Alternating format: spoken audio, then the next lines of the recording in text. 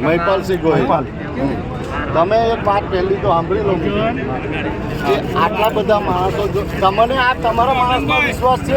આ ભાઈમાં પહેલા તો એ નક્કી કરો. હા, બરાબર છે. હવે એક વાત કે અત્યારે આની અગાડી 15 કિલોના કેરેટની મજૂરી 9 રૂપિયા આપવામાં આવે. બરાબર છે. બરાબર છે. આ લોકોએ બધાએ માંગણી 10ની, મારી વાત સાંભળો, આ બધાએ માંગણી 10ની કરી તો 10 રૂપિયા મજૂરી આપવામાં આવી. ટનના 450 રૂપિયા કર્યા તો આપણે પંજા કટિંગ ગાડીની ટનની 450 ટનની મજૂરી આપવામાં આવી. હવે ફરી પાછી આ લોકોની આ મજૂરી વધારીને 4-5 દિવસ જ થયા છે. બરાબર છે. 5 દિવસ પછી ફરી પાછી આમની માંગણી આવી. હવે આજે આપણે જે ચર્ચા કરવા આવ્યા છે ફરી પાછી એ ચર્ચા આજે બી નક્કી કરી અને ફરી 5 દિવસ પછી તમે આવી માંગણી લઈને આવશો તો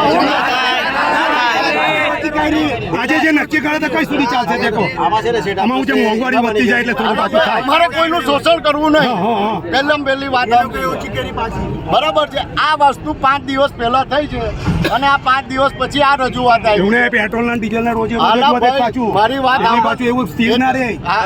એ બી પાછું તમારે બી વિચારવાનું. એ પાછું વધે તો ખરું. પાછું કે એવું નહીં. પેટ્રોલ ડીઝલ નો ભાવ કેવો વધે? પેટ્રોલ ડીઝલ આમની વાત સાંભળી લો. આમની પહેલા વાત પેટ્રોલ ડીઝલ ના ભાવની ને આ વર્ષે લાગતું ઓળખતું નહીં પહેલા લાગે મોંઘવારી. હા, તો પછી પેટ્રોલ ના ભાવ મણીભાઈ ઘટી જશે તારે મજૂરી ઘટાડ દઈશું. વિચારીશું.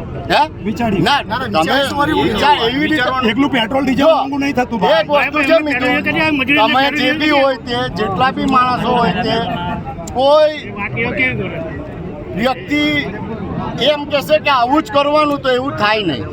પહેલી વાત એ સમજી લો. બરાબર છે. સર્વસંમતિથી એકબીજાને નમીને વાત થશે. થોડું છેટો છૂટું તો હમણાં બી